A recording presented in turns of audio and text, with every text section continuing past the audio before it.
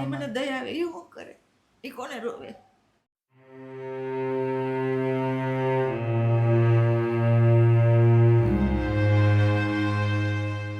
નમસ્કાર દોસ્તો, હાલ અમે સુરતમાં છીએ અને સુરતમાં એક એવા પરિવાર પાસે આવ્યા છીએ જે ઘરની અંદર દાદા અને દાદી એકલા રહી છે.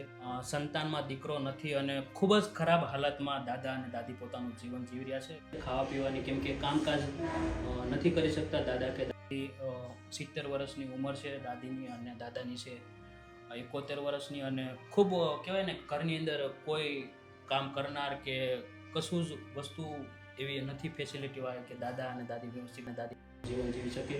અને દાદીને કંઈક 2-3 ઓપરેશન કરાવેલા છે, એટલે ઘણી તકલીફો સાથે દાદા અને દાદી પોતાનું જીવન જીવી રહ્યા છે.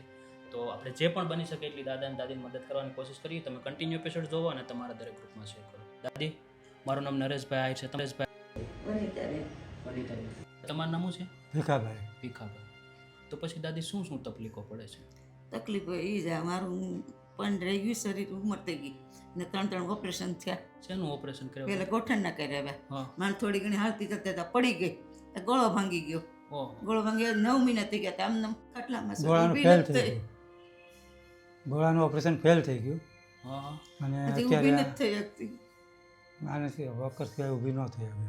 આ પગને તમને જે આમ હા હા. જોયું ને, નથી કાંઈ બેંક બેલેન્સ કોઈ વસ્તુ નહીં, ખાલી ખાતું ખાલી કહેવાનું છે. તો પછી દાદી તમારે દીકરામાં કોઈ નથી? દીકરા મારા દેરના દીકરા છે. તમારે કોઈ દીકરો નથી? નહીં નહીં સગો દીકરો? નહીં, હગો દીકરો જ નથી. પછી કે સવાલ જ છે. હોય તો દીકરીઓ છે. દીકરો હોય તો ભલે ને ગમે હોય, ગાંડો ઘેલો હોય તો દીકરો એ દીકરો. દીકરો. કોઈ હાથ ચાલવા વાળું છે, ગઢપણની લાકડી છે, દેરના દીકરા છે, પણ આગારે. અને કાલ સવારમાં મારા દાદા ને અથવા તમને કંઈક થયું તો હા. એકબીજાનું કઈ રીતે ઓલું? હા, તો દીકરો કેવું દીકરો. પાદીને કાંઈક ટેન્શન કેટલું. પછી કઈ રીતે દાદી જીવન જીવે? બસ તમને જણાવે જો આવી રીતે દીકરી રોટલો નાખે છે. દીકરી ખાવાનું આપે તો? હા બસ 3 ટાઈમ સવારે નાસ્તો એ આપે, બપોરે સાધારણ છે. એ કઈ બહુ કરોડપતિ લખોપતિ સવારે નાસ્તો મોકલાવે, અત્યારે બપોરે ભાખરી ટિફિન દેવું, મોકલશે, શાક રોટલી એવું સાંજે દેવું. ટિફિન મોકલશે.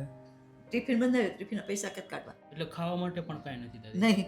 ઘરમાં રાશન જ નથી, મતલબ કે આ કાંઈ કરી શકતી નથી. તમારે રાશન ભરાઈને કરવું હું. અમે અમારી દીકરીને આપી દઈએ ક્યારેક કાંઈક સહારો મળે ને.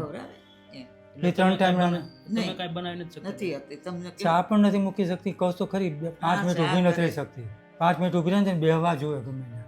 ઓહ. કમરનો એ દુખાવો પાછો કડમે એક આંચકા આવ્યા ને એમાં અહીંયા ઢીચકું બહાર થઈ ગયું. બોલો ના. અત્યારે ડૉક્ટર લોકોએ સિઝરિંગ વાળા ડૉક્ટર 4 ડૉક્ટરને બતાવ્યું. બધા એમ કહે છે તમારે 24 કલાક એની ડૉક્ટરે સાથે હાથ રહેવું ધોઈને પડે, કાઢો. બાકી આમાં કાંઈ ફરક ન પડે. હવે કાંઈ થઈ ન આવે કે દવા આપી એનાથી રાહત રહે એટલું તમે. બસ એ મારી માતાજી 1000 હાથવાળી બેઠી જ ઊભી કરે તે દિવસે અત્યારે તો આવી હાલત નથી.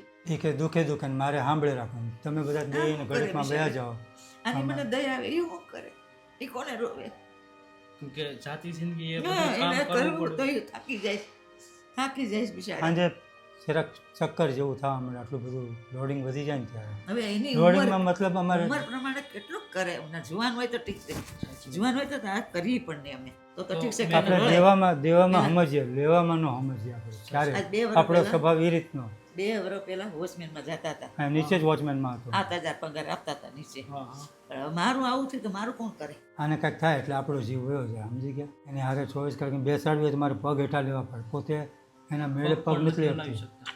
અહીંયા હોતી ઘોડી હોય ને, મૂકું તો જ હલાય. સીધી હોતી હોય ને તો એને જો બેઠું થવું હોય, ઊભું થવું તો મારે 2 પડખું ના પગ લઉં, પડી શકાય. પછી આ અહીંયા ગાડલું પકડે, આમ ટેકો દઉં ત્યારે માંડ બેઠી થાય. ઓહ. એટલે બાથરૂમ સંડાસ પૂછતું તો જવું જ પડે, એમાં તો હાલે નહીં. તો અને પછી તમે બધું ઘરનું કામ કરો, કચરા પોતા ને? બધું કરવું જ છે ને. ઈ ક્યાં જા કાંઈ થોડું ઉકળો થોડી કરાય ઘરમાં.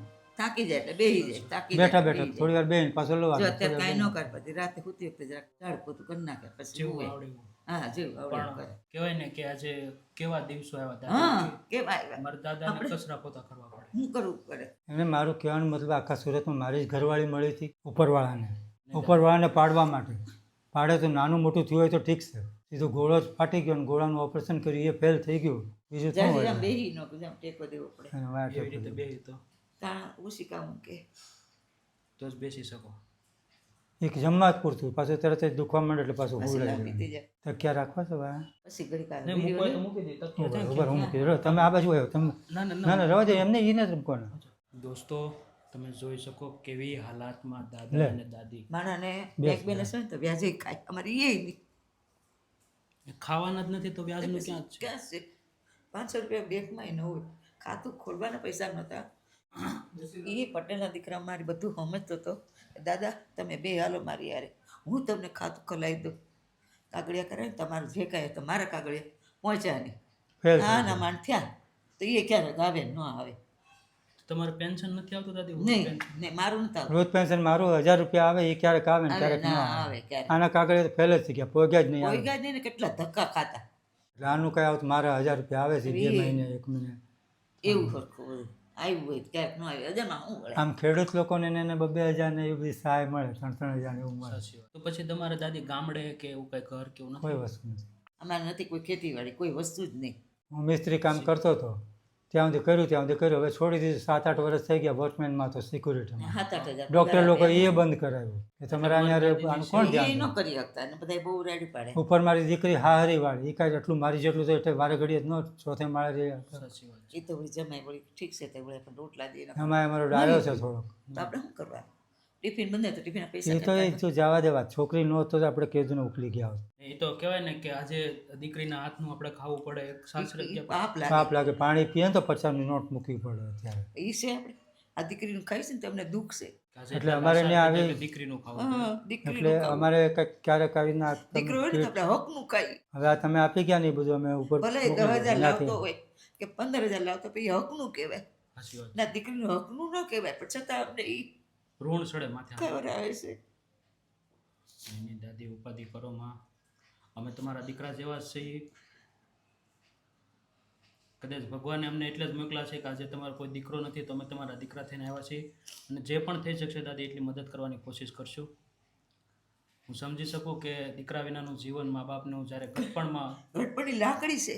સાચી વાત છે. એ ઘટપણની લાકડી કહેવાય. અમારે ખાવા પીવામાં બેન બિચારી ખેંચી લે, પણ ભાડું ને ઇલેક્ટ્રિક બિલ ને આ તે ઈ હા, કેસ ક્યાંથી કાઢવા? મારે તો 1 જે રૂપિયાની રોકડ જવે એ તો જોવે જ તે. રોજનું દૂધ ક્યાંથી એક કાઢવા? બાટલી દૂધ જીવે. આજ સાંજે તે કાલ 5,000 ની સાંજે આપણે જરૂર હોય આવી બધી. ચા બીજી તો પાણી- આપણે કાંઈ નાસ્તા પાણી કરતા નથી, રોટલા પાણી કાંઈ જીવન કાઢી. સાચી વાત છે. ચા પાણી કરવા માટે 1 બાટલી દૂધ લેવાની, આજ સાંજે તે કાલ સાંજે લઈ ઓહ, 1 બાટલી દૂધ.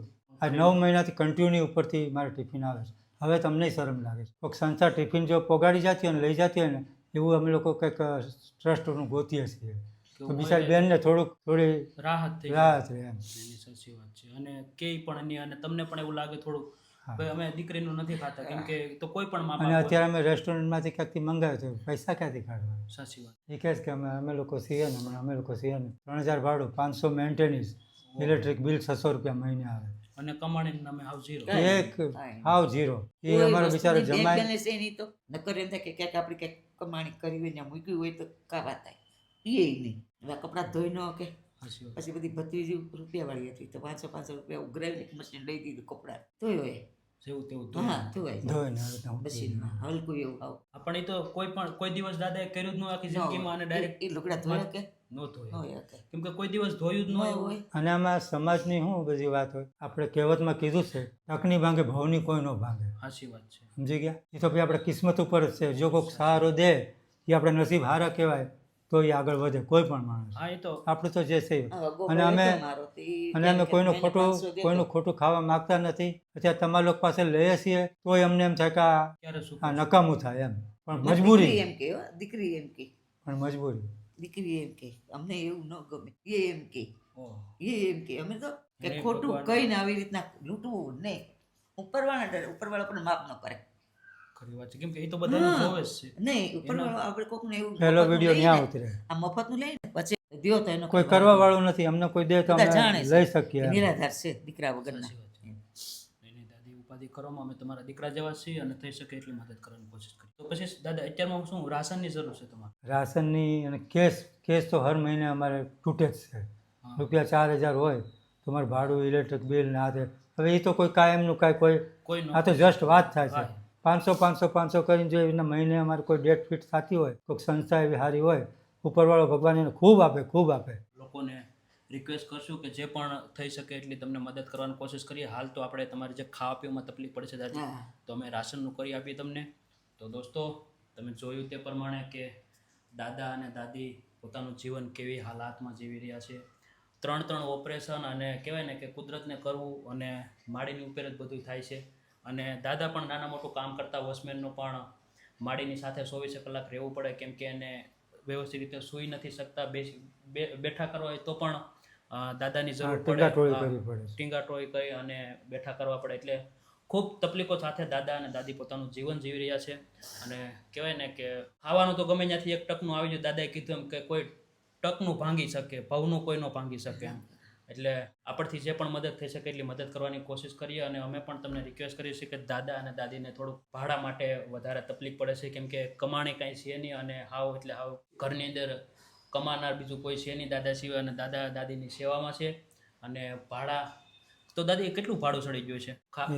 એક મહિના દાદા અને દાદી જે રહે છે એનું 1 મહિનાનું ભાડું પણ દેવાનું બાકી છે. એટલે જે પણ આપણથી બની શકે તમારા બધા લોકોના સાથ સહકારથી નાના મોટો જે પણ સાથ સહકાર તમે કરવા માંગતા હોય તો અવશ્ય દાદા દાદીને મદદ કરવાની કોશિશ કરજો દોસ્તો. કોઈ સંતાનમાં દીકરો નથી એટલે ખૂબ તકલીફ પડે. દીકરી છે અને દીકરી પણ ક્યાં સુધી ઓલા કહીને એમ કે દીકરીને ક્યાં સુધી આપણે ખાઈ શકીએ એમ. કેદું આપે છે.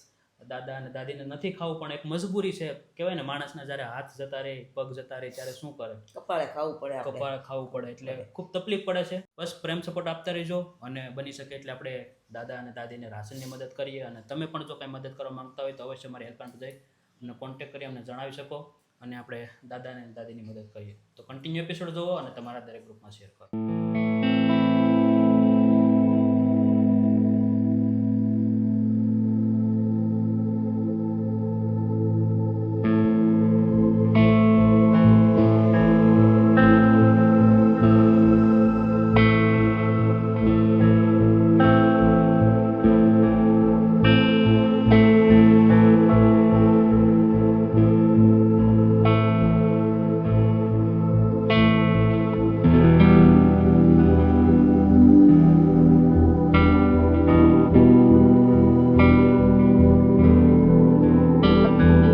તો દાદી તમારે જે બધું જોતું હતું બધું રાશન આવી ગયું દાદી? હા કેવું લાગ્યું દાદી? સારું લાગ્યું.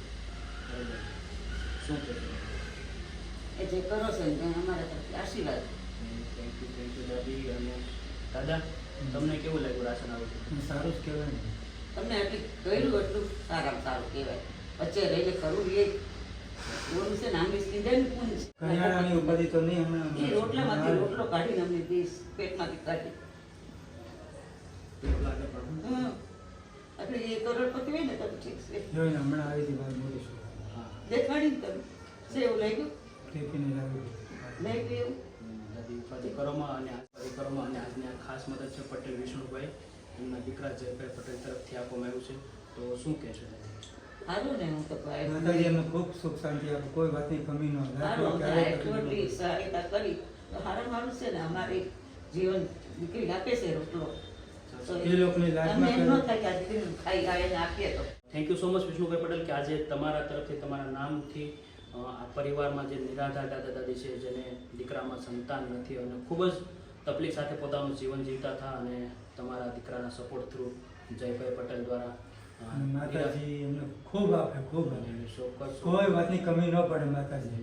જેણે અમને મદદ કરી છે આશીર્વાદ એ દઈએ. ભગવાન બરોબર છે અમારા માટે. ભગવાન આશીર્વાદ બરોબર દઈએ છે. આપણે તો એને ખૂબ આપે. ભગવાન જે બરોબર કરે છે છે. એને દે. સાચી વાત. જે કરે છે કોઈ બી કોઈ અમારા બી કરતા દે. 10 ગણું એમને આપે. જયેશભાઈ પટેલ ને જયેશભાઈ. જયેશભાઈ પટેલ તમારું અમારે હે? તમારું નામ? મારું નામ તો નરેશભાઈ છે. નરેશ. આ દેવાવાળા ભાઈ છે ને જયેશભાઈ. હા. હા. વિષ્ણુભાઈ પટેલ વિષ્ણુભાઈ. એમના ફાધર છે અને એમના દીકરા તરફથી હા હા વાંધો નહીં કાંઈ. ચોક્કસ ચોક્કસ. તો thank you so much Jaybhai કે આજે તમારા સપોર્ટથી આ દાદા દાદીને સરસ મજાનું 3 ટાઈમનું જમી શકે એવું મસ્ત મજાનું રાશન આવી ગયું છે. તો થેન્ક યુ સો મચ. ભગવાન તમને ખૂબ પ્રગતિ આપે, ભગવાન તમારી બધી મનોકામના પૂરી કરે અને બસ આવીને આવી રીતે જે નિરાધાર નિસહાય પરિવારો છે એને મદદ કરતા રહેજો. અને દોસ્તો બીજી ખાસ વાત કે જયભાઈ આવા 2 ફેમિલીને થઈને એટલો સપોર્ટ મોકલો છે. તો બસ પ્રેમ સપોર્ટ આપતા રહેજો જયભાઈ અને આવી જ રીતે નિરાધાર નિસહાય લોકોની મદદ કરતા રહેજો.